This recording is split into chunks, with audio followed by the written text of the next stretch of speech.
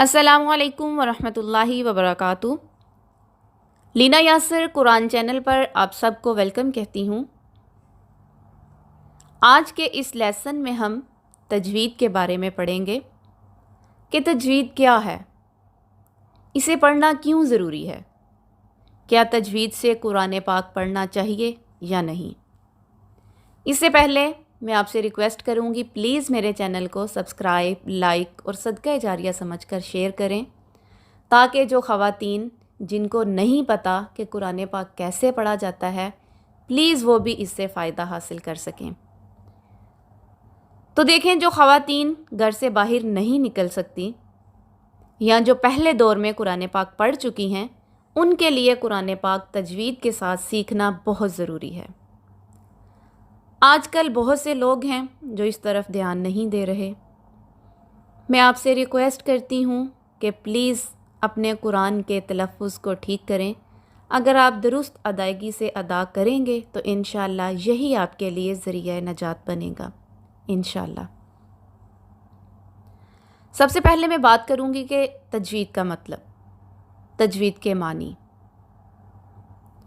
इल्म तजवीद का हासिल करना किताबी सूरत में हर मुसलमान मर्द और औरत पर फ़र्ज़ कफ़ाया है। तजवीद के मानी खूबसूरत या संवारने के हैं। हरूफ के सही मुखारिज, तलफ़्फ़ुज़ और सिफ़ात के साथ अदा करके कुरान हकीम की तिलावत करने के इल्म को तजवीद कहते हैं। अब हम दिन में 5 मरतबा नमाज़ पढ़ने के लिए खड़े होते हैं। हर नमाज में हम सूरतुल फातिहा पढ़ते हैं, लेकिन हम तजवीद के साथ नहीं पढ़ते। कैसे नहीं पढ़ते, मैं आपको बताती हूँ।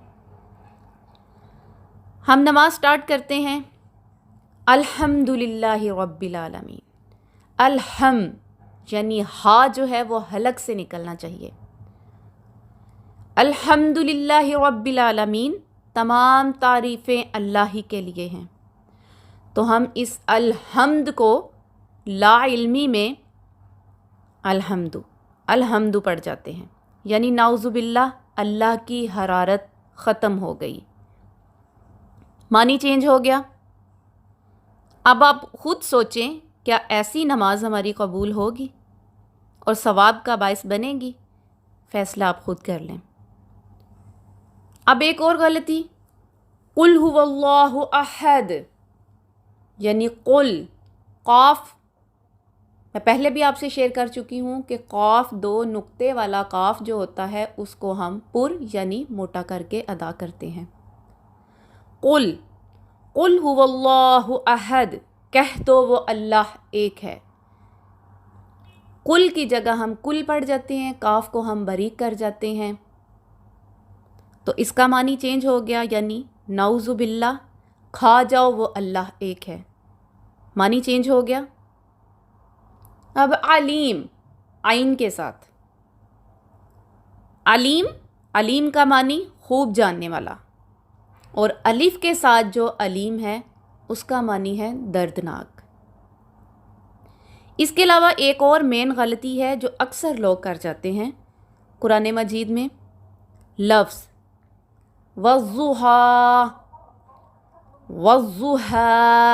वज़्ज़ुहा की जगह पढ़ जाते हैं वद्दुहा, यानी ज़ाद की जगह दाल का इस्तेमाल कर जाते हैं। फ़त्तारुज़्ज़ा की जगह फ़त्तारुद्दा पढ़ जाते हैं, यानी ज़ाद की जगह फिर दाल का इस्तेमाल करते हैं। यानी फ़त्तारुज़्ज़ा का मतलब आप राज़ी हो जाएंगे, और फ़त्तारुद्दा का मतलब आप गिर जाएंगे, हलाक हो जाएंगे। ये चंद गलतियां हैं जो मैंने आपसे बयान की हैं। इनको लहन जली कहा जाता है और ये हराम और कबीरा गुनाह है। लिहाजा गलती बड़ी हो या छोटी, कुरान को हर तरह की गलती से बचकर पढ़ना चाहिए। यही तजवीद की गर्ज़ो गायत है जो हम सीखने चले हैं, जो हम सब पर इसका सीखना फ़र्ज़ है। अगर आप तजवीद के साथ नमाज़ पढ़ेंगे तो इंशाअल्लाह नमाज में आपका ध्यान तजवीद के अलावा कहीं भी नहीं जा सकता। अगर किसी की मजबूरी है, जैसे किसी को ज़ुबान की मजबूरी है, वो अच्छी तरह बोल नहीं पाता, उसके लिए तो चलें ठीक है, کہ وہ پڑھ سکتا ہے اس کو اجازت ہے۔ تو کسی کی مجبوری ہے وہ گھر سے باہر نہیں نکل سکتا، کسی کو علاقے کی مجبوری ہے کہ پاس کوئی پڑھانے والا نہیں ہوتا، لا علمی کی مجبوری ہے کسی کو علم نہیں ہوتا، تو میں یہ مجبوری آپ لوگوں کی ضرور ختم کروں گی انشاءاللہ۔ جو لوگ بڑے ہیں، جو مدرسہ تو نہیں جا سکتے، تو وہ پلیز وہ گھر بیٹھ کر قرآن کو ٹھیک کریں، قرآن اچھے طریقے سے آسانی سے پڑھنا سیکھ لیں۔ بہت شکریہ آپ کا۔ پھر میں آپ سے ریکویسٹ کرتی ہوں کہ پلیز آپ میرے چینل کو سبسکرائب، لائک اور صدقہ جاریہ سمجھ کر شیئر کریں، تاکہ ہر کسی کو کچھ نہ کچھ نیا سیکھنے کو ملے، جس کو نہیں پتہ اس کو بھی کچھ سیکھنے کے لیے ملے، اور اس کا انشاءاللہ آپ کو بھی ثواب ہوگا، آپ کو بھی اجر ملے گا۔ تو سب سے پہلے ہم سیکھیں گے زبان کے حصے، یعنی حصص اللسان، زبان کے حصے۔ زبان کے 6 حصے ہیں۔ تو زبان کے کون سے 6 حصے ہیں میں آپ سے شیئر کرتی ہوں۔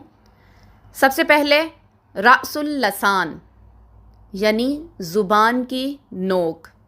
رأس اللسان، زبان کی نوک۔ نمبر 2 وسط اللسان، یعنی زبان کا درمیانی حصہ۔ نمبر 3 اصل اللسان، زبان کی جڑ۔ نمبر 4 طرف اللسان، زبان کا کنارہ۔ نمبر 5 ظہر اللسان، زبان کی پشت، یعنی زبان کا پچھلا حصہ۔ نمبر 6 حافۃ اللسان، زبان کا موٹا حصہ۔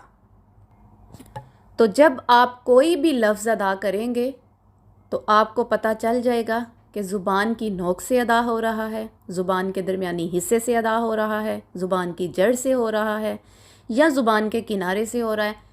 جب بھی آپ کوئی لفظ ادا کریں گے تو آپ کو ان حصوں کا خود بخود پتہ چل جائے گا کہ زبان کا کنارہ کسے کہتے ہیں، زبان کا موٹا حصہ کسے کہتے ہیں، زبان کی جڑ کسے کہتے ہیں، یہ سب آپ کو پتہ چل جائے گا۔